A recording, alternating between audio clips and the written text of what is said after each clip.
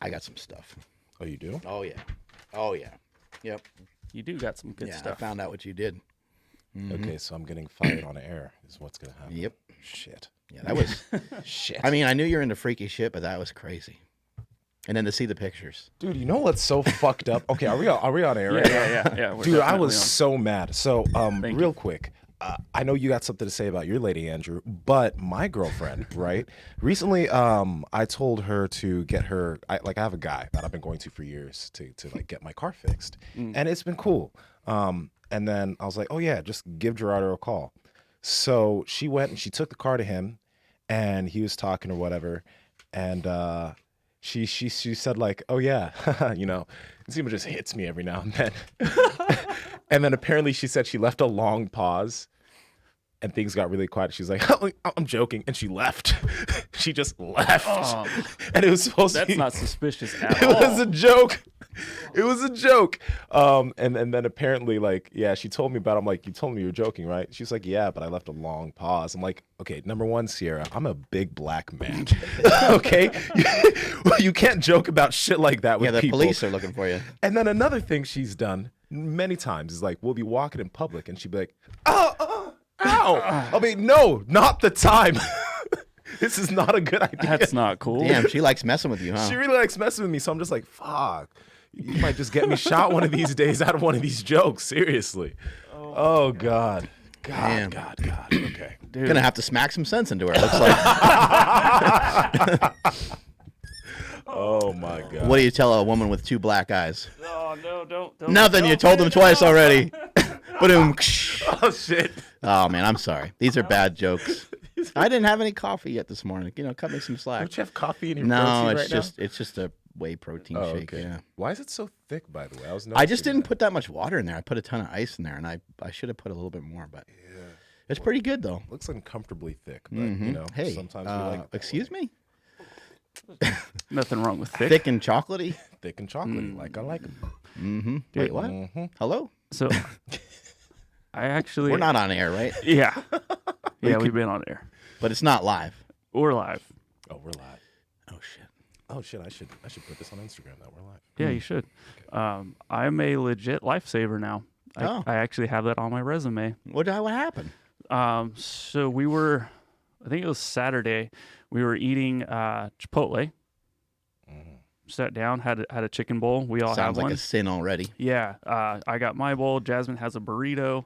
Stephanie has her chicken bowl. I sit down and I just put my fork in like for the first like bite, right? And then Stephanie's like, I'm like, ooh, are you okay? And then she let out one of like just a scary sound. It was. Oh. I was like, Oh God. oh shit, she's actually choking. Yeah, normally when you ask someone if they're okay, they can at least say something, and then you know because they said something that they're probably going to be okay. They need to drink some water and work it out. That's what I thought it was. Like, oh, maybe water down the wrong pipe. Like, what the heck, you know? And I'm just like, oh shit. And then so like I stand up, I throw the table out of the way, and I'm like, hey, I'm gonna do the Heimlich right now. Just and then just bam, 1, 2, got rid of it. So the chicken like flew out. No, like so what she said is it was stuck in her like the wrong pipe, right? Like a whole chunk of chicken. Oh my I wonder if there's such a thing too as the wrong pipe.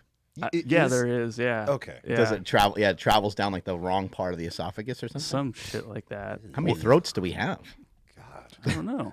It's a good question. I'll Google it. Maybe it's Bill because the nose, your nose and your throat. There's somebody listening to this. These guys are but your nose and your throat are like together in the back, right? And so maybe something kind of slid the wrong. I think just one pipe goes down to where the food section's supposed to go. I think The other one's I'm pretty sure we oxygen. only have one pipe, but there could be something at the top where there's a split somewhere. Got it. Where'd you learn and how'd you learn the Heimlich? Because I don't know the Heimlich. Like in that situation, Yeah. G would have been gone. He YouTubed it. Real talk. I legit have no idea. I just knew. That's a good idea, though. Yeah. I just He's knew like, that it looking was it up. as it's happening. You're like, hold on, let's YouTube hold on, the just Heimlich. hang in there. I actually have no idea where the hell I learned it because I'd never performed it before. Yeah. And it was just I just made a fist, put it on her whatever the hell it's called. Yeah. Right under the ribs. Wait, you were behind her, right? You just turned into a doctor out of nowhere. All right, Yeah. guys. I have. Oh no. Okay. Yeah. That's CPR. Yeah. That's Heimlich. Okay. I'll just. Yeah. All right. But yeah. CPR, I think, would be more complicated, right? Oh yeah. Most definitely. Yeah, it cleared everything out, and then I was just like I don't know what I would have done after that. Like that was it, right? I was just like, shit. Like, how am I gonna like jab like a straw down her throat so she can catch some air? Like, Yeah. I didn't know. Yeah, I do think people reach their fingers in someone's mouth too. Yeah. I don't know like how far down. You're like supposed to like kind of hook it out of there, and the Heimlich maneuver, like just trying to push on their like sternum, I guess, can help kind of heave-ho stuff out of there. I think even patting them on the back, can help a little bit. But you can probably also make it worse. Yeah. So So you probably have to be very careful. yeah, I don't know how I know this one also, but like when a kid's choking and like you see parents pat them on the back, that actually gets it like further down, Right. instead of like I don't know, like Because you want to pushing their hit more of the front, maybe. Yeah, because I think like also just like pushing them back, like with your hand forward, it like pushes their body back and food forward. I don't know, but Dude. it was crazy, and I was just thinking like this probably wouldn't have happened if we were eating steak. Probably not. But also, I mean, let's be real now. You now have the greatest amount of leverage. Any situation that ever comes up in the future, save this card because this isn't like a single card you have now. This is like a 10 argument card. So Or like a blowjob punch card, right? damn, But I saved your life. endless punches though, yeah. Yeah, 100 punches, I think, Yeah. at least. My dad right away was like, hey, you owe him your life now. Yeah, her mom was pretty stoked. She just gave me a big old hug. She's like, thank you so much. Yep. And then Jasmine's like freaking out because like she's like, I don't want to lose you, like to Steph. And I was like, no, it's fine. I'm here. And she's like, okay, cool. Yeah. But yeah. So yeah, I saved Stephanie's life. But yeah, you're right. It wouldn't have happened if she had some steak. Yeah, some like tender steak. You guys have any ideas what type of steak we could have gotten? As long as you're not overcooking that Piedmontese, I think it'd be perfect. Yeah. It's pretty easy to do that too if you're not paying attention. Dude, You okay, can so cook up quick. Yeah. I made a mistake yesterday. I was cooking one of the New York strips, and I had it because I was like, cool. I had it in the air fryer for 12 minutes. I usually do it for 10. And when I did it for 12, it was all right, but it wasn't as good as if I did like 9 or 10. Isn't that so disappointing when you mess it up? It wasn't even, yeah, it was just a little, like most people would probably have liked it that way, but I like it a little bit more rare. So, yeah, it is very disappointing, but it was still good. I've been using scissors, chopping my shit up because I don't even want to wait for the short amount of time it takes to cook up the Piedmontese. So I've been chopping them up, which is like sacrilegious on some steaks sometimes, but it cooks up super quick and it tastes amazing. I've done it with the flat iron steak and the bavette steak, and even some of the ribeyes. I haven't cut them up, but I smash them. I punch them. And I pound my meat. Yeah. I flatten it out and it cooks up a little faster too. Yeah. And it's like easier to cook, Yeah. like because sometimes the timing of it and everything can be a little bit of a pain in the ass. Yeah, I've noticed that like with almost any other type of steak, like I don't even mess with the temperature of the air fryer. With Piedmontese steaks, I have to lower the temperature like a lot, and so that way I can cook it a little slower, a little bit longer. Do you cook yours frozen? You guys cook yours frozen? My brother said that he cooks his frozen. And he said it comes out amazing. I've never tried it. I've never tried it. I've never done it. I've always let it sit out, let it defrost. Yeah. I never given it a shot, so I don't know what it'd be like. But he said it's amazing. I don't know. I'm They're, scared of doing that. I was gonna say, yeah, they're so good. I don't want to mess it up. Yeah. Yeah. But I guess I might. He's got that ninja thing, The ninja foodie? foodie. Yeah, Yeah. He's like an ambassador for them. It seems like. It seems like it, yeah. Anyways, the absolute best steak on the planet. The only thing that can make it better is if it's 25% off. Head over to Piedmontese.com. That's PIEDMONTESE.com. At checkout, enter promo code Power Project for 25% off your order. And if your order is $99 or more, you get free 2-day shipping. Man, that's like a music jingle at this point. Do-do-do-do-do-do. Yeah. PIEDMONTESE.com. Yeah, he's got it down pretty good, doesn't he? Well, do it a couple, 300 times. I think it's like a jingle, Exactly. right? Yeah. At this point, yeah, I don't even realize that I'm saying letters. It's just sounds. Our boy Jordan Syatt has jumped on the carnivore diet. Yeah. And I sent him a text message and gave him some advices, and then also I gave him a phone call, and I was like, "Hey, we should shoot content together." And of course, he's a content creating machine. So he was already creating content, and he just filmed our conversation, our phone conversation. And I'm interested to see, how he feels doing the diet. I'm also excited for him to have explosive diarrhea. I'm pumped for that, and I think it'll be a good learning experience for him. I think all of us have a lot to learn when it comes to nutrition, and really, like, sometimes the only way to really learn a specific diet is to try something. Like if somebody was like, "Hey, man, Mark, we're going to have you eat 400 grams of carbs, a day, and here's what we're going to do." I would probably learn a lot, just like I did do in the bodybuilding diet. A lot of people say stuff about themselves that's not true.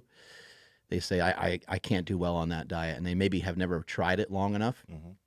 I think in the case of the carnivore diet, because it's an elimination diet, I think he's going to learn when he does bring back food, since he likes to track and count calories and stuff, that he might, some of those more offensive foods that he was eating, he might back away from them a little bit more. He might still enjoy some of his foods. I know he's a big fan of like cereal and some things like that. So I'm sure that he'll still, eat some of that stuff. But I would imagine that you'll see some good shifts and good changes for him. I actually recommended to him too that he tries it for more like 8 weeks rather than a month. But I think what he's put out there so far is he's going to do it for a month. But that'll be a good enough time for him to learn how it feels. No, I think he'll definitely enjoy it a lot. And he obviously does flexible dieting, and he's all about moderation and portions.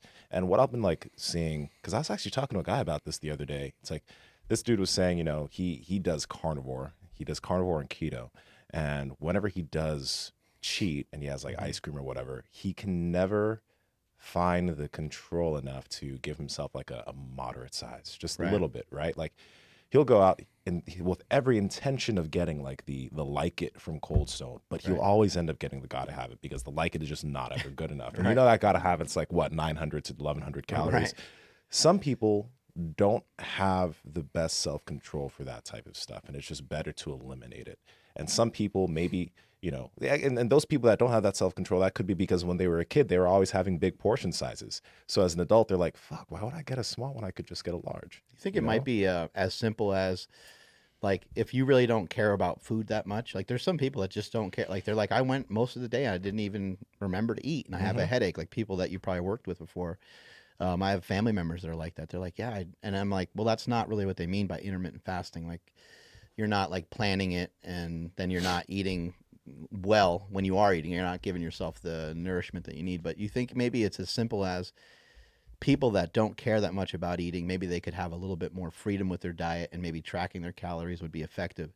And then people that really love to eat, maybe they need to find foods that would kind of slow them down and be make them like, full. Yeah, make them full and be less likely for them to have fat accumulation if they did overeat it. It's like, hey, you're in this category or you're in this category. And obviously there's wiggle room, right, to try different things, but it almost seems like that might be the case. I think that's why a lot of people are gravitating towards like carnivore and keto to an extent, because of the effect that it does have on hunger, because of, like, it makes you satiated, it makes you full. And even that sensation in itself is nice, right? When you're eating a lot of like highly refined carbs, a lot of pastas, a lot of rice, etc., these foods don't make you full so easily. So what do you end up wanting to do? You end up wanting to eat more of it. And even if you do count your calories, there's been many times in the past when I was doing flexible dieting and focusing on hitting my macros, when I would hit my macros and I still wouldn't feel full. So I'll be like, fuck, I hit my macros, I'm not satisfied. Well, no, I'm just going to eat more. Right. And then I'd end up being in a surplus, for a while. So like, it's like, I think that's why these diets are so powerful for a lot of people, because they're finally feeling full. And this is even with making sure that I hit enough fiber, et cetera, right? I've been thinking about this lately as well.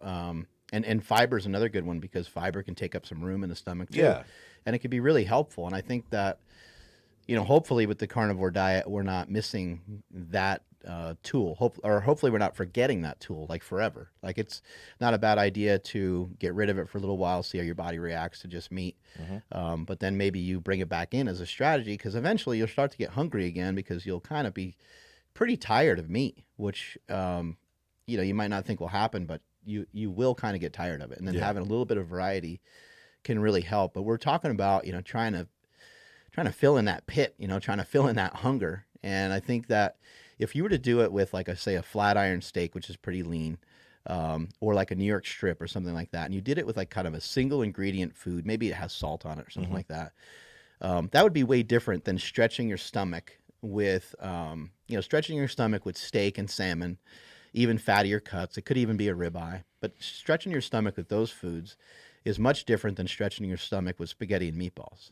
The spaghetti and meatballs, more than likely, even if you were to try to eat a similar caloric amount of them, you probably wouldn't be that pumped about the amount of the little amount of spaghetti and meatballs that you ate. You probably would want more because it's delicious with the sauce on there and everything, and it's like the combination of everything. And then, who the fuck has spaghetti and meatballs and doesn't have bread and butter with it? I mean, you got to have that too, right? So now you're really starting to add a lot of calories to your meal, and so I think those are just some things to think about and consider in your plan of attack with your nutrition. How's your currently, like right now? You're not doing fasting anymore. You're not doing really time restricted feeding. So how's that been going for you? Because you look bigger. Yeah, it's been going good. I wanted to put on a little bit of size. I wanted to be able to handle more weight in the gym, and it worked great. I had to cut back on the milk and the cream because I like gained weight so fast. It was crazy. I was like, holy shit. What was the heaviest you got? I got to about 245. And the lightest I was 225, but it's a depleted 225 in a fasted state, which how that after jiu-jitsu, you're probably sometimes very, very light, or after the sauna and everything else that you do, right? Mm-hmm. And so a little deceiving there, but, I was like 230, and I bounced right up to around 240. And it's helped a lot. But, yeah, getting rid of fasting for a little while has been great. But the weird thing about it is I'm like, oh, I'll just fast tomorrow. And then I find myself like, I really want to eat breakfast. So it's been a little bit harder to switch back over. But what I plan on doing, I have a trip to Mexico coming up. When I come back is I want to try to I want to try to grade my hunger and grade my cravings and try to keep them to a minimum while still, enjoying the foods that I want, kind of like when I want. Mm-hmm. And so I'm going to play around with that. It'll still be carnivore stuff, but basically, I'm probably going to eat in the morning, and I'll probably have a long stretch during the day where I don't eat, and then I'll probably have like my double dinner like I normally do. No, that's a really good idea. Even myself, I'm still using it like time restricted feeding. I'm trying to be a little bit careful now with how I say intermittent fasting and time restricted feeding. I know we don't care that much, but I feel like what I've been hearing is like most people when they changing my dialogue a little bit too. Yeah, when they're talking about intermittent fasting, they're talking about like long-term fast. And time restricted feeding is just like a 16/8 or a 24 like we've been doing. So I have been there'll be some days where I eat through the day. Still, I'm not ending up eating a crazy amount of food, and it's not as bad as it was before, but I'm mixing up a little bit here and there so I don't get stuck in the rut of just like fasting every single day. I've been feeling really good with that. That's great. I think I put on just a little bit of body fat, but I kind of wanted to do that. I think I was feeling a little bit too lean. I purposely wanted to get some body fat back on and eat more food. So that's been helping. I've been feeling good. But also one thing that I think I've noticed too, is you look super fat, by the way. Andrew was talking about it. Andrew was like, oh my God. Mm-hmm. Andrew's always talking shit. I know. Uh-oh. Back it up. Okay. Back it up. No, I'm joking. Back that ass up. I just blasted somebody's speaker in the car. They're so pissed at me right now. Your Christmas tree only has like 6 striations rather than like 20. Mm-hmm. 6 and 20. But no, what I was going to say was I got those element electrolytes you were telling me about. Yeah. I've been using those. They're good. They're really good. But man, one thing I've been noticing, and I don't know if this is like because I've been more on top of my electrolytes as of like the past 2 weeks, but my deep sleep has been so much better consistently. I track it. It's like it's been super consistent, like 2 hours and 30 minutes to like 2 hours and 50 minutes a night of deep sleep in terms of my whole sleep. And I'm just like, the only thing I've added in was electrolytes. Anything over 2 hours is a bonus. That's great. And I never had it like a trend like that. There'll be some nights where I'll be like, I'll only get like 50 minutes or something. Yeah. But then some nights I'll randomly get like an hour 30. But now I haven't even thought about that. But I haven't been tracking. I haven't looked at my tracker in a little while. But my sleep has been better, and I wonder if that's part of it. Something to think about too. Like I know that people like to use fancy words and they like to talk about autophagy and like the renewal of cells and like looking younger and stuff. But when you're 25 or you're 28 or even when you're 35 and even when you're 40, like you don't really care them. I mean, to be honest, you just don't care that much. you would love to live a long and strong life and be strong and be able to do a lot of the things that you love to do for a very long time. But uh, I think that we know that most of us that are listening to this podcast and most of us that are taking care of our bodies are more than likely going to achieve that because we care. You know, we care about it. We think about it. You know, kind of as you think, you become. Right? Like we're thinking about this stuff all the time, and at least we're making at least we're making an effort towards being healthier. But if you think about, you know, why most people use fasting or why most people use some of these different diets, it's almost always to control their body weight or to have some sort of control over their diet. You know, maybe somebody just wants to shift their body weight up a little bit. Maybe they want to shift their weight down a little bit. Maybe they want to stay the same body weight for a while and see if they can augment their body fat composition. But really, whatever the case is, it's usually in an effort to, over a long period of time, get leaner. With the exception of like strongman or powerlifting, where you're just trying to get bigger. You know, there'll be some time maybe when you retire from powerlifting or strongman where you come back down that other side. But with the exception of those things, for the most part, whether you're doing jujitsu or, I mean, I see you've gotten leaner. I see Josh Setlich has gotten leaner. You guys are He's probably. gotten leaner, and I think he's gotten bigger too. By He the looks way. amazing. Yeah, And he was he's gained squatting muscle. today, and his back was fucking huge.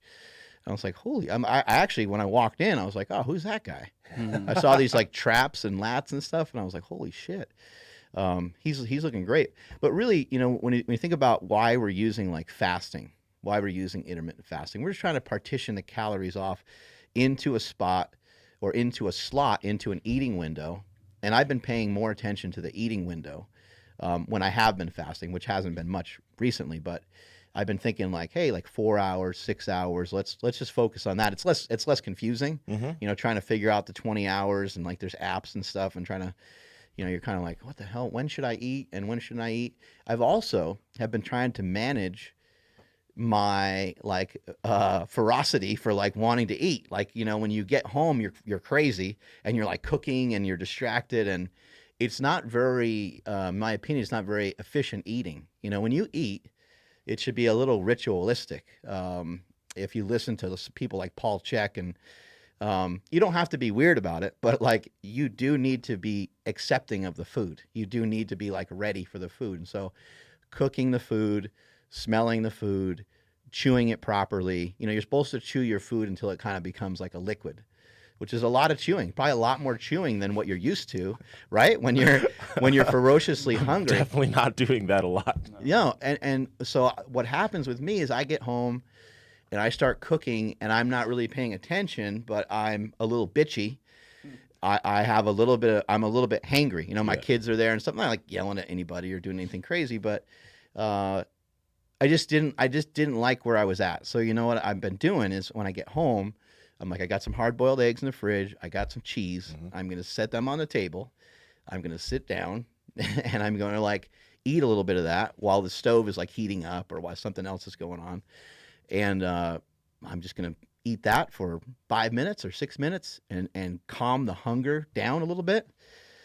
And then I'm gonna eat, you know, like a gentleman, like rather than like being like a total complete lunatic savage, you know, and diving into the food. So just some small shifts and small changes. But back to the kind of the main point of the entire thing is when you're utilizing intermittent fasting, the main thing I think that you're trying to do is you're trying to have a reduction in overall calories. So what if you were to eat breakfast and then what if you were to eat again when you came home from work and maybe ate like twice?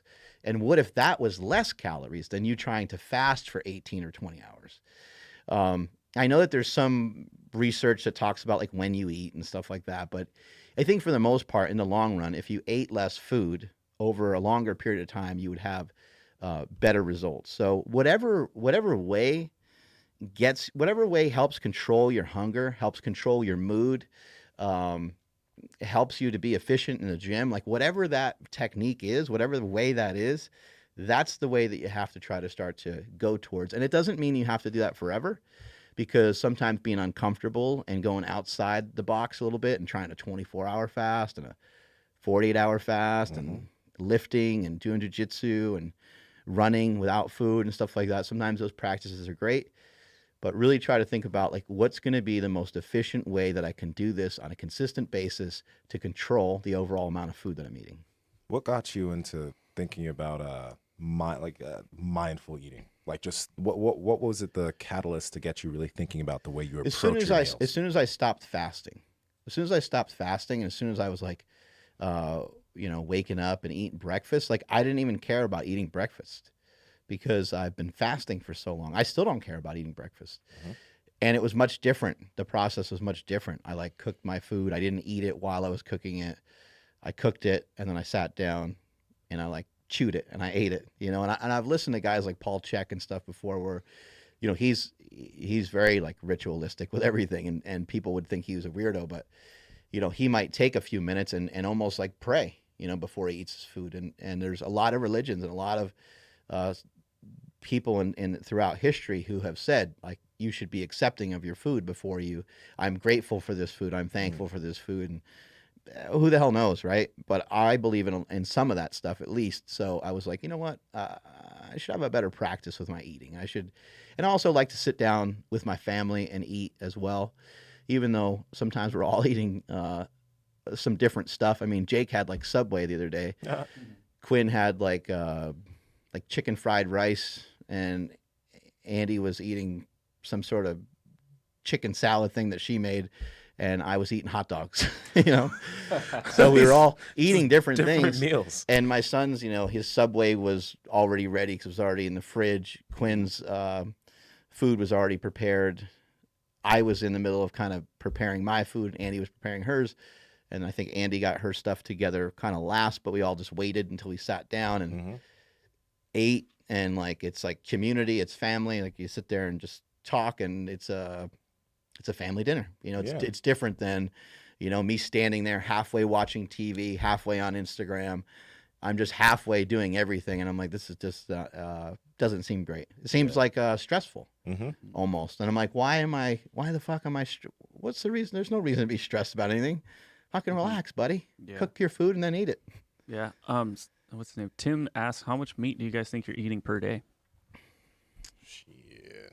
I would say it can range quite a bit. It can go from being anywhere between like 2 pounds to 4 pounds, something like that. It might even be less sometimes. It might even be only like a pound because sometimes there's like more eggs in there. Right. But I would say that that's probably kind of rare. I don't know. How about for you? What do you think? I don't even know by pounds. I'm like, whenever I think about meat, and I know it's not all meat, but I'm always thinking grams of protein. So yeah, there'll be some days where I guess it wouldn't be a crazy amount of meat, but it's a lot of eggs, and I'm always trying to get like above like 200 grams of protein. So I do eat a lot of meat in general, but some days it might not be as much. So the Piedmontese, that one steak has like 16 ounces. It has 100 grams of protein, and so that would be a minimum of like 32 ounces of steak if you were trying to get 200 grams from just that. But I'm kind of in the same boat. I could be anywhere from 200 grams of protein on like a normal day to 250. Yeah. And sometimes it could be 350 or 400. We go to like a Mongolian barbecue or something like that, or a Brazilian steakhouse or whatever, then it's just, it's different, right? Yeah. I was trying to think for myself, and I'm like, it's probably just somewhere around a pound and a half. But if I just think about the meals that I eat here and then like one of my dinners, because sometimes I'll end up having two because of like fasting. Like the other night I had a pound of rotisserie chicken with some noodles. It was amazing. And I looked around, I'm like, I gotta make some eggs, and so I'm like, okay, shit. So that's a pound and a half of chicken, just like that's like baseline. So that's again, I just do like you, just count the protein and stuff. I'm gonna weigh my meat every now and then, just weigh the meat. I like what you said right there about the eggs, and I think that that's a good message for everybody. The second that you are like eating your food and you're starting to think about other food, just do it. Like whatever that thought is, just go ahead and like act on it. Not if it's food that's off your diet. There we go. I was like, if it's something that's on your diet, if you start kind of wandering and you're like, oh, I think I'll have eggs. I think I'll have, whatever stuff is on your plan. Go ahead and just like actually kind of make yourself eat it, even if you're not that hungry. I think what happens over time is your body over a period of time, it will remember the experiences, and it'll say, hey, last night you wanted the eggs after you ate the chicken, and it really stuffed you, and you were kind of uncomfortable. Like it wasn't that enjoyable of a situation, right? And so over a period of time, it may be effective to do that. And even if you still do it, it's probably like no harm, no foul. But Yeah, the fat muscle memory. yeah, Dude. Oh, go ahead. No, because I was gonna say, because like I went to like the pantry and I'm like, man, I could do some oatmeal, and like I start like getting creative with like what I could have, and I'm like, the last time I did that, I felt like shit. yeah. Okay. Well, and like, then let's just go back to the eggs because I feel then good you're after gonna that. justify like eating some bullshit too. Oh yeah, yeah, absolutely. So Because your mind will really wander, and you're like, I'm actually really hungry. yeah, and I think that's when carbs hit me the absolute most is at night. Like if it's whether it be the last meal or second to last meal, if I just load up a little bit too much because it fits, it's like, oof, like, man, it's not only is it terrible the next morning in the bathroom, but like I just don't feel good. Like I feel like I lost, like I was winning the whole game, and then the fourth quarter they hit a 3 to beat me. And it's like, like it just doesn't feel good. They hit a bullshit 3 too. Yeah, like their foot was on exactly. the line. Everybody fucking saw it. Didn't get overturned. Yeah. Not enough And evidence. You lost. Yeah. Dude, on the note of what you were saying in terms of, I guess, feeling when you're a little bit uncomfortable, I feel like my uncomfortable meter has gotten so much better. Well, like on the lower carbs that I've been eating as often. And I'll put it this way. Remember when we were having dinner at the steakhouse with Sean Baker? And and this happened multiple times before that and after that. This happened multiple times. I tested it. I'm like, oh, let me try this. So when we were having that dinner, I was like, I'm good now. If I have one more bite, it's probably not the best idea. And then we had another piece of meat that came out. And like, okay, fuck it, let me have one more bite. I had one more bite, and I was just like You got quiet immediately. Like, yeah, you saw me. I was sitting there just like staring down, really trying to just like let everything go down. This is embarrassing. If I barf all this up. Yeah.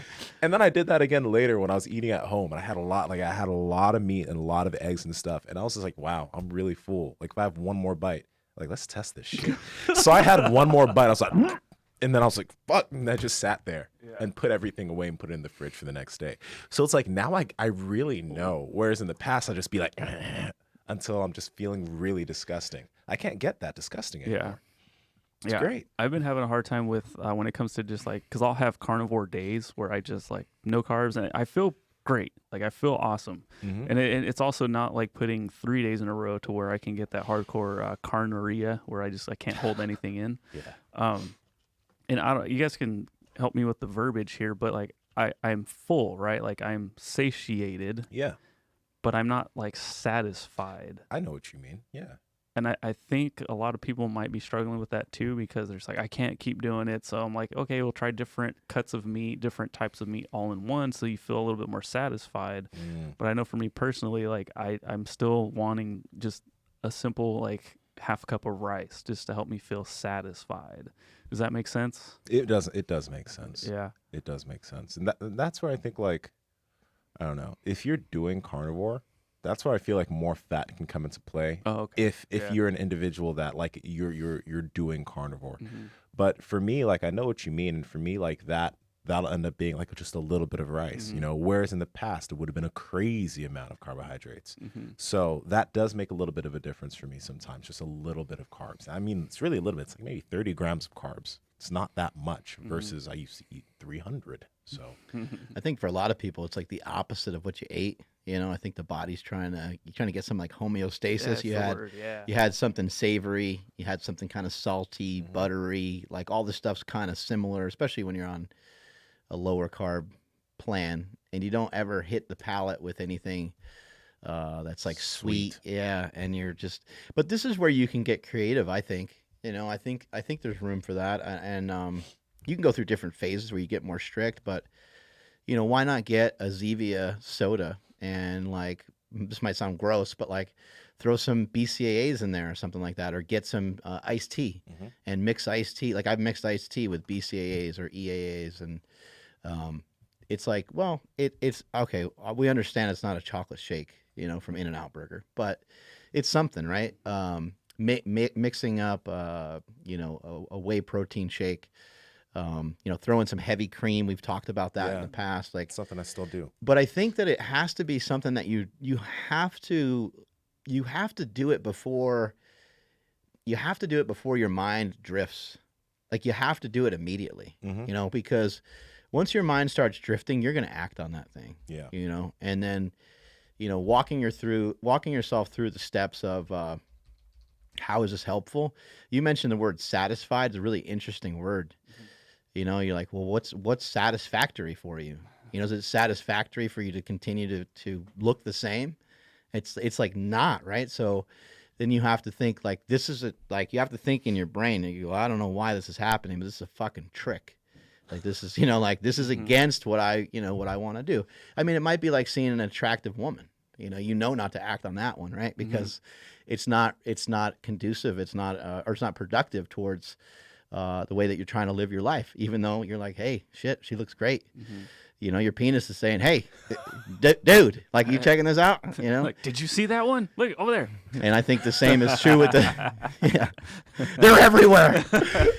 Your stomach is, kind of poking at you too, saying, hey man, like, dude, when's the last time you had some ice cream, bro? When's the last time you had a Pop-Tart? So you can't go acting on those things. Otherwise, you'll end up divorced and somebody will own half Slingshot Empire. Man, nah. Especially here in California. Oh shit. Oh god. Actually, I don't even think I would own the other half because I didn't even know. You don't know what the paperwork's like. Yeah, I don't know what any of it's like. It's not half of yours to even try to get back. I'd be really screwed. Dude, this reminds me of there's an old trader I used to work with. I'm not going to mention his name because he still works as a trader, but I was young, and I think I was like 19. And I was like, people could easily just put the numbers together and see. Like no one remember this man unless they worked with him because like he was notorious. So I was like, I'm a one woman type of man, dude. Like I don't mess around like that. He's like, man, are you gonna eat the same food for the rest of your life? I was like, what do you mean by that?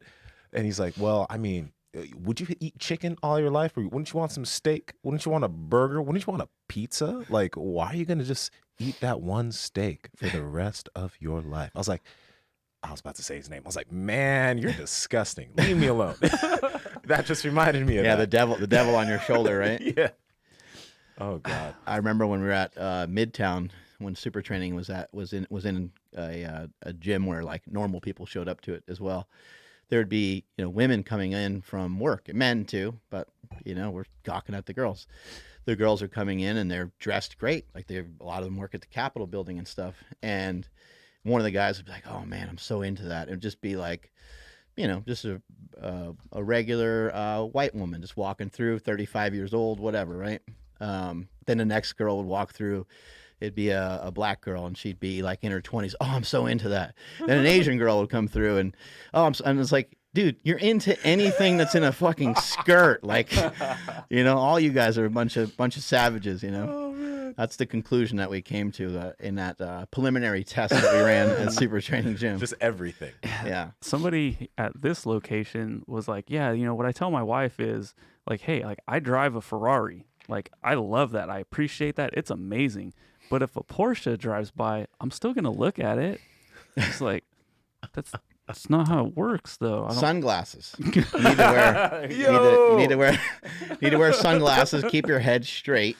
Oh my dude. Okay, last story because and my girl still like holds this against me to this day. Oh no, here we go. This day.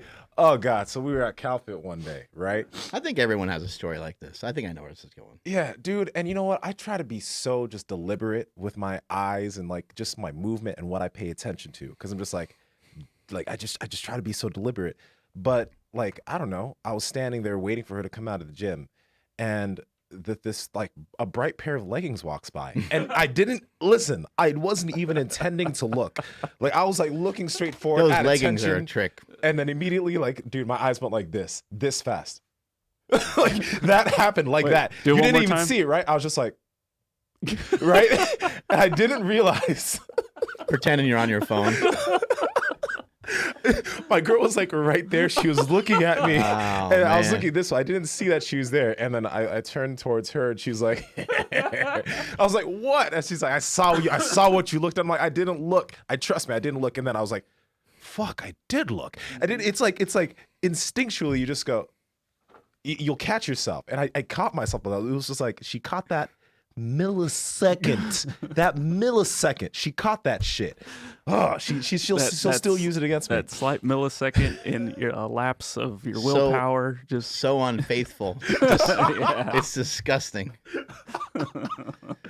Oh God, man, she's so strong to keep you around. Yeah, I think that's happened to the best of them. Yeah. Right. It definitely has. It definitely has. That's tough, man. There's a lot of tight pants walking around. There'll be a lot of tight pants walking around the Arnold. You know. Oh yeah. What do we call them that one time? We called them high waisted vagina pants. Yeah, Jesse Burdick. Yeah, that's right. Yeah, Jesse Burdick called it that. Yeah, high waisted vagina pants. I can't believe how quick that's coming up.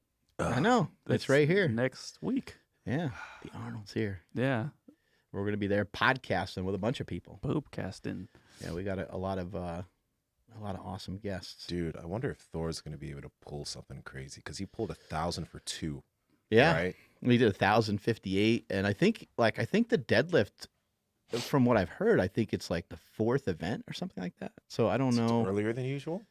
I think I don't remember where it usually is in the lineup, but that's kind of the question mark of what kind of weight can he deadlift. You know, there's a record for the Arnold, and then there's Eddie Hall's record of 1101 or 1102 or whatever.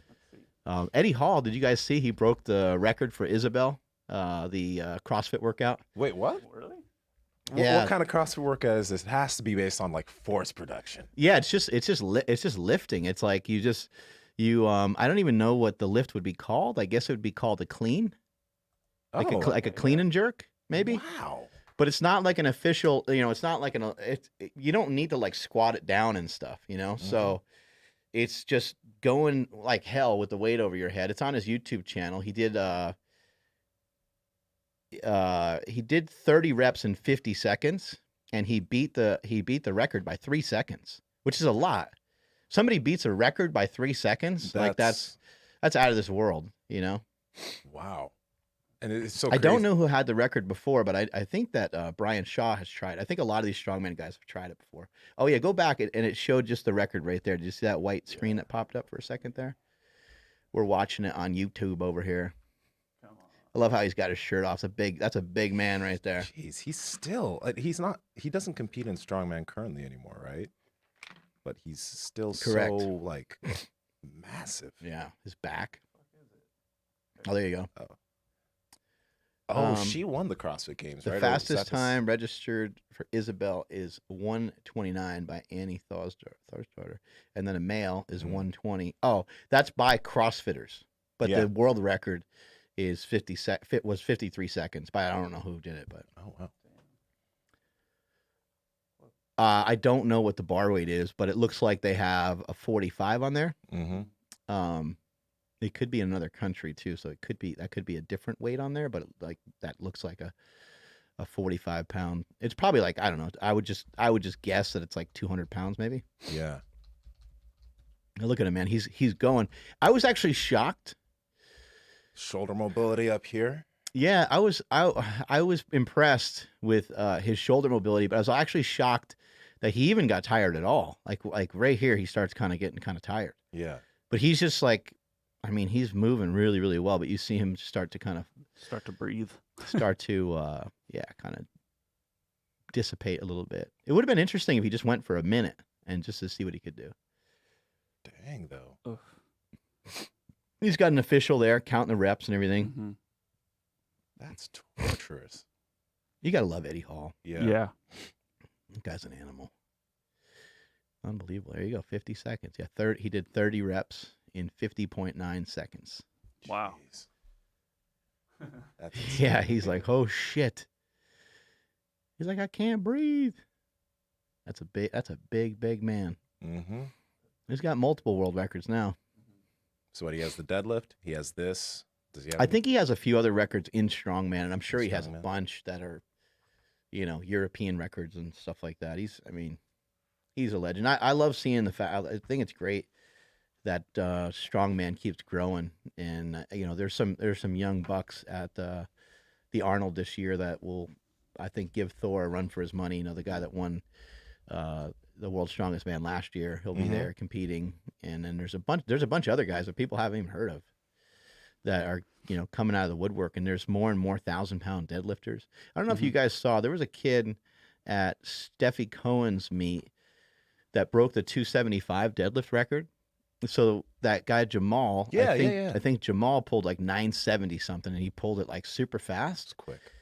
It was nuts. And I think that was the 242 record. But there was another guy there that pulled like 940 or 950, and no one even said anything. He's in a heavier weight class, so it's not as strong of a lift, but it's 950 pounds, and no one really talked about it. It was like mind-boggling. I think I might have saw it on like Powerlifting Motivation or something like that on IG. Type. Everyone's going to keep getting stronger. Like the sport grows, everyone's going to be people are going to just get stronger and stronger and stronger. Man. It's crazy. Yeah, so it looks like our homie Sean says that Isabel is 135 pounds. So yeah, it's just a plate. Not just a plate, but it was, yeah. It looked like he had more on there then. I don't know why, but he had. That looked like that like a little donut yellow thing. Yeah, I thought that was a little bit more weight, but I guess it wasn't. It was just a boulder. Anyway. Huh. But maybe it's 135 pounds for women. I don't know. Yeah. I can't wait for the Arnold though. It's well, it's going to be different this year since we're going to be podcasting, but even so, I want to see some of those events. Hopefully we have time to go see some of those events. I think hopefully we'll have time to at least check out some. Hopefully we can at least see some deadlifting. Yeah. That would be great. Yeah, and then the Piedmontese booth will be right there too, right? Yep. So we'll be hanging around there quite a bit. Yeah. I'm sure we'll run into a lot of our friends there, a lot of people that we know. So that'll be really cool. Yeah. And then I'm trying to get us into Rogue to get in a workout, which that would be cool. But last time when I went there, it was like walking into like a dream. It was like,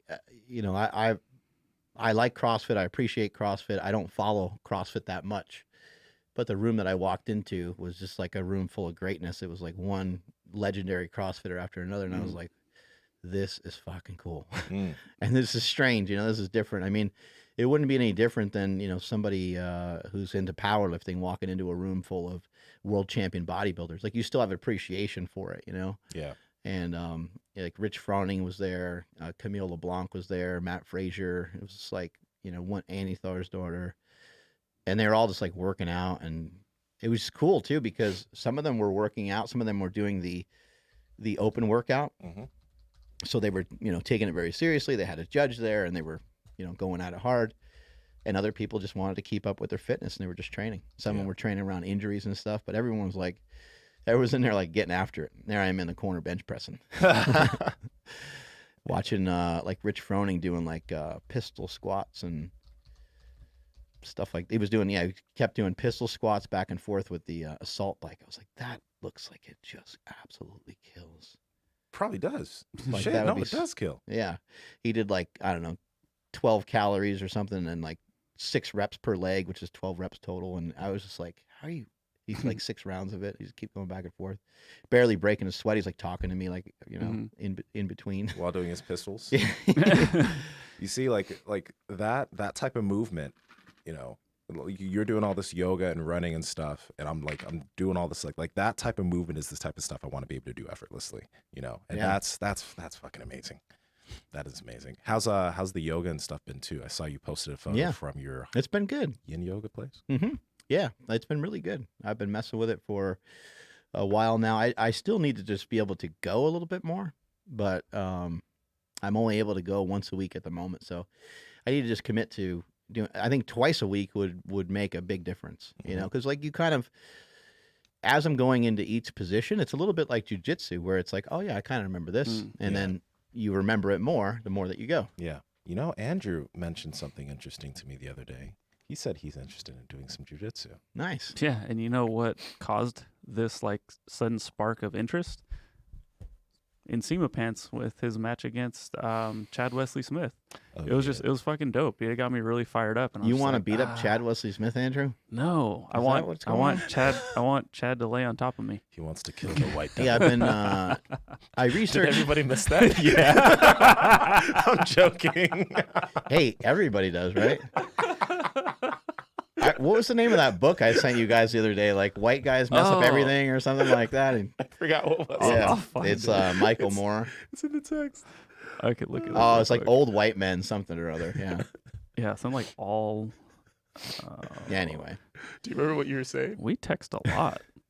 Oh, I was God. I was gonna say so every like it's not like that rigid, but like every month or so I look into different people, you know, and I might like research like Bruce. And when I say research, I'm like looking on the internet. YouTube. Nothing fancy, you know. I'm not a researcher, but I'll look at I'll look at a person or two people or so at a time, and I kind of go back and forth. Because what I found was when I pick one person and I try to research just them and I keep looking at articles and different things from them, it gets to be very boring. Yeah. So I kind of have people that are a little opposite, or not opposite, but they're just not the same. So I've been looking at like things from Marcus Aurelius, and I've been looking at stuff from Bruce Lee, and the stuff from Bruce Lee is like mind-boggling. You know, he died at 32 years old, and it's like, how the fuck can you be so well known dying at 32 years old? It's like amazing, and then just how smart he was. You know, he spoke a bunch of different languages. I didn't know that. And the way he was able to articulate himself and communicate was amazing. And the way he was such a good teacher. He's like teaching somebody how to like throw a punch, and you know, they're throwing the punch, and he's like, you know, you're paying attention to what I'm saying, but you're trying to like just mimic what I'm doing. He's like, you need to do what I'm doing with like rather than trying to do it with like force and like aggression. You need to do it with like your like feelings almost. You know, it needs to like flow a lot better. And so he like was teaching a guy like how to execute it, you know, better rather than trying to impress Bruce Lee. He was like, just do the fucking movement, basically, is what he was trying to say. And then he also said like why people come to him. He's like, why people come to me as a sensei instructor. And he said, it's just expression. It's just expression of that particular person. So that particular person has things in their life that they want to work out. He's like, they pay me and they're able to express those things. And for each person, it might be slightly different. He's like, but it's based on solving a problem for that person, whatever their problem is in their life. Maybe it's just a new challenge. Like, it doesn't have to be this like deep, dark, secret thing. But he said for a lot of people, it's usually like more emotional. It could be something fear-based. And this goes for everything. This is not just for MMA. I think you could apply this to rock climbing. You could apply this to playing football. You could apply this to lifting weights. You could apply it to just about anything. And he said, it's just, they're trying just to express their body. They're just trying to, and so I thought that was really interesting because when you think about martial arts, I think you might be thinking like, yeah, I'm going to like jack somebody up, or I'm going to be able to attack somebody. And yeah, you're also maybe thinking of like protecting yourself.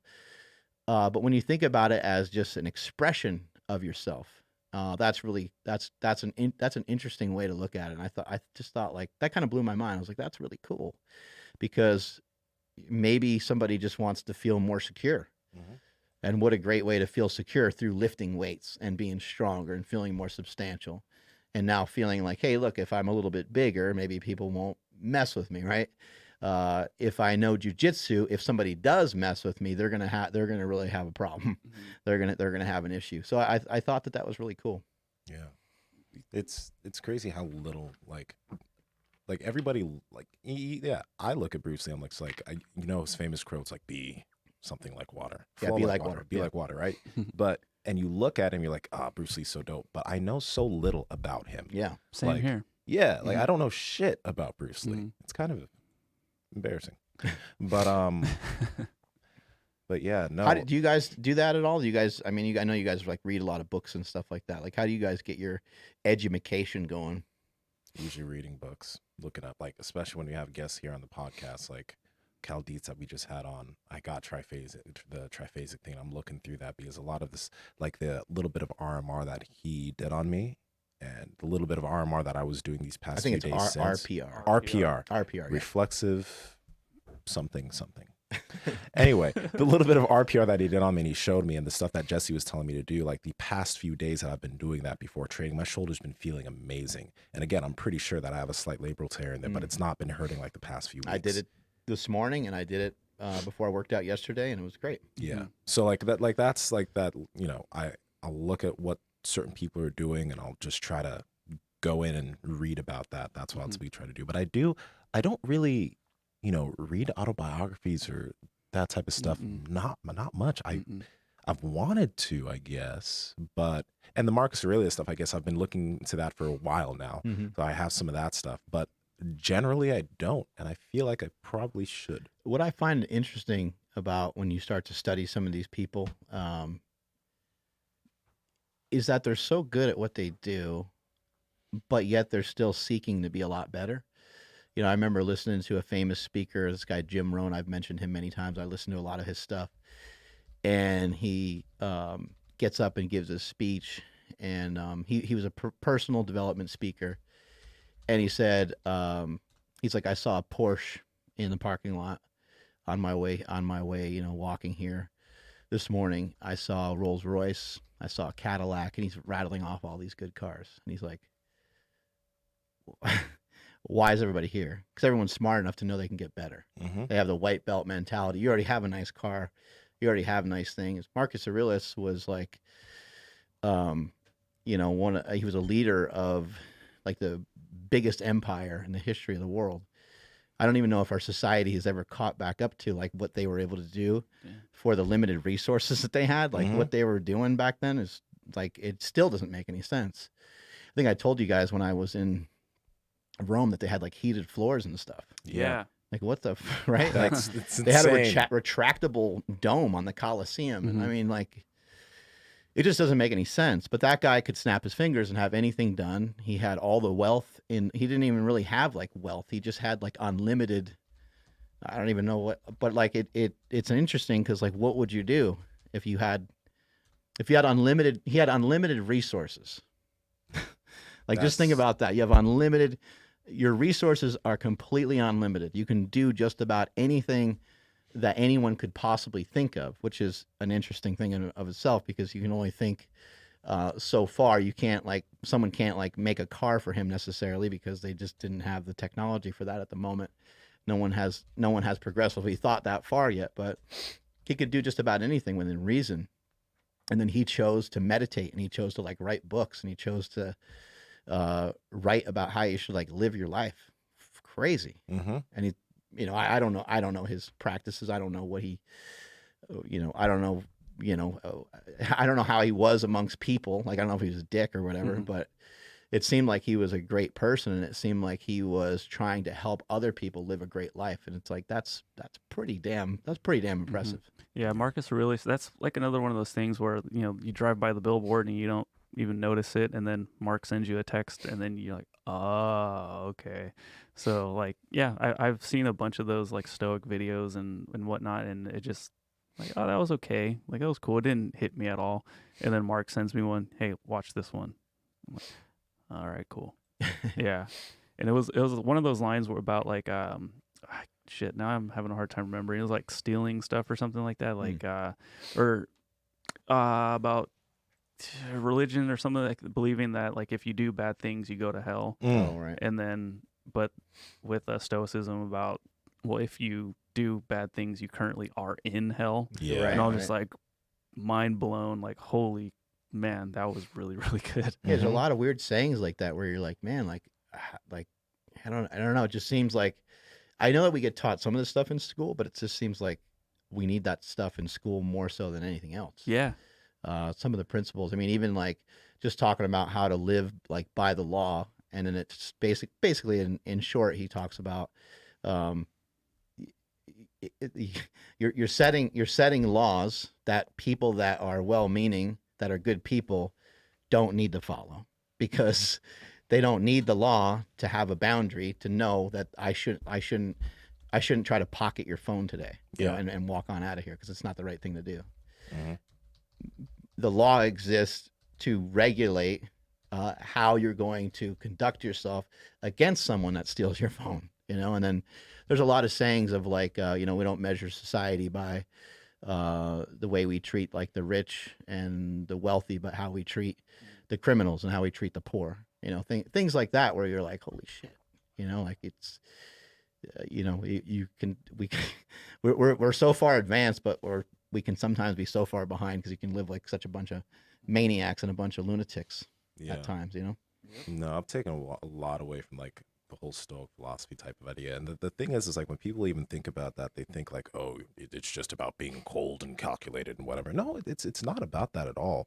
Because there has been some pushback because for like within these past few years, a lot of men have been like adopting that from like have been adopting Stoic philosophy or whatever, right? But the main thing, like I think the main takeaway is just like not getting anxious over things that you have no power of, like over Right. things you can't control. Just like don't, you know, control what you can control, like your emotions, etc., and don't let things that you can't control get to you. Right. And I think that's absolutely massive. Not being reactionary, like I think this is a start of another podcast, so I'm down. we should maybe wrap this one up and then do like a shorter one on Yeah, this. we got plenty of time. Cool. I you know, recently have been like looking into a lot of this stuff, so I got a bunch to say on it that you guys will, this is gonna be that fun. you guys will dig. But one thing I'll leave you with for this podcast is, there's two things that you shouldn't worry about, and you might have seen me tweet this. Two things you shouldn't worry about is things that you can control and things that you can't. So that means you shouldn't worry about shit. Anything. Okay. Andrew, where can people find you?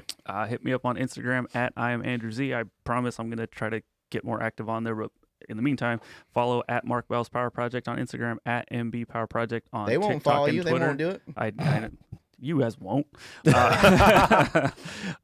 TikTok's been crushing it because we've been doing poop stories on there. Thanks to Nsima for the advice on doing that. 100,000 views on the Jay Cutler one. Ed Cohn has 11,000. Like TikTok's crazy. I'm figuring it out, but you know, anyways, yeah. Again, shout out to Piedmontese for sponsoring the episode. All the links, everything in the description. Nsima, where you at? And Nsima Inyang on Instagram and YouTube, at Nsima Inyang on TikTok and Twitter. Yo, get on this 10-minute squat thing each day. Come on, get with me. Squat with me. I'll be doing live videos usually close to every single day in a 10-minute squat. So do it, Mark. Damn, that's a good reminder. I need to mess with that. Do you think, because I'm super tight, do you think I should try like a 2-minute and then like stand up and shake it out and then try another 2 minutes or something like that? Yeah, like I posted about that the other day. It might like rearrange my body and like hurt. Yeah, doing 10 minutes is like it's quite uncomfortable at like the 7-8 minute mark, but then you just kind of sink into it. But So are you if like at full depth? Like you just let go? Like, yeah, man, full on Asian squat. Okay. And Well, I get you- it because they poop on like the Are toilets you on the able floor. to? Yeah. Are you able to squat that way? Like, are you able to have your heels down? Or do Yeah, your heels come up? my heels don't come up. My heels are down. And on have the you always ground. been that way? No, I wasn't that mobile when I was mobile when I was doing powerlifting, but like not that mobile. Yeah. So no, I haven't always been that mobile, but like now I can comfortably just like I could sit into a squat right now and just be okay and chill there. But like if you can't do 10 minutes, you don't need to do 10 minutes. You could do like if you want to do 30 seconds, stand up, shake it out a little bit, do another 30, or do a minute, stand up, then back down, do a minute. Like you don't even need to do 10. If you could start with like 5 minutes, 1 minute each squat, just do that and build it up. Just like, you know, in the gym when you start slow and then build it up, do that. So When Cal Dietz was explaining the RPR stuff, it seemed like, hey, look, this is just like a tune-up, like a realignment. And I think that if you're eating, if your nutrition is good, if you know how to train the right way without kind of like over or underdoing things too much, if you're getting your sleep, I think, and you're also mobile. I think the mobility factor is a huge one, and I think being able to move properly during a workout is kind of like one version of it, but also having extra mobility beyond your sport is really, really important. And so let's say for like jiu-jitsu purposes that you may not necessarily need to be like overly flexible in one particular position. Well, if you get me in a rear naked choke and you pull me back and my knees go underneath me and stuff, I'm probably going to get hurt because I don't have the extra. I don't have the little extra for like, what if you just kind of tweak me or wrench me to one side because you're trying to get a position? Well, now my back is out, right? Yep. And then now I'm useless. I can't. And we never even really got to see like if you were able to get the choke or tap me out, or like I'm already tapped because I don't have the I'm already done. I'm already toast. And so I think that I think sometimes mobility is looked at in a strange way, like, oh, I'm just going to become like more flexible, and more flexibility is part of it, and it can be a cool part of it because it can save you in a situation like that, but also can help you to recover from workouts, because if you can move more efficiently, if you and I are on a squat program together and we're following the same routine, we're similar strength, if Nsima is able to move better for every workout, even if I'm stronger, if he's able to move better for every workout, eventually I will lose. Eventually I will lose that game to him at some point. The genetics, I think, can factor in there a little bit. Body weight and stuff like that can factor in there a little bit. But I've seen it just time and time again. The guys that are moving correctly, the guys that are moving well, this is what Ed Cohn preached so much. He was like, he would tell me flat out, he's like, dude, you're not even training the right muscles. Your squat is like, he's like, you really have to, and I did, once I met him, it changed things, and I went from a 948 squat to a 1080 squat. Whew. And that was with the help of Kelly Starrett and stuff like that too. But the movement pattern was huge, and it's not like I was like all of a sudden resting my forehead on my shins or anything like that. It's not like my mobility increased or like anything like that, right? Yeah. It wasn't anything crazy like that, but it was just some small improvements in being able to move better in the squat, and then also understanding what Kelly explained was like, you need to have a little extra mobility. And also, I mean, it was something that saved me, because when I fell, when Amadeo Novella let me plummet to the ground, as Smokey likes to say, I think he might have pushed me, actually. Even though I wasn't very mobile at the time, my mobility was good enough, and I was practicing some mobility exercises at the time. It saved me, because otherwise I think it would have broke my leg or broke my ankle, and that would have been a career ender, and it's not. So I'm still standing here and I'm still lifting. There we go. I'm at Mark Smelly Bell, all over the place. Strength is never weakness. Weakness is never strength. Catch y'all later.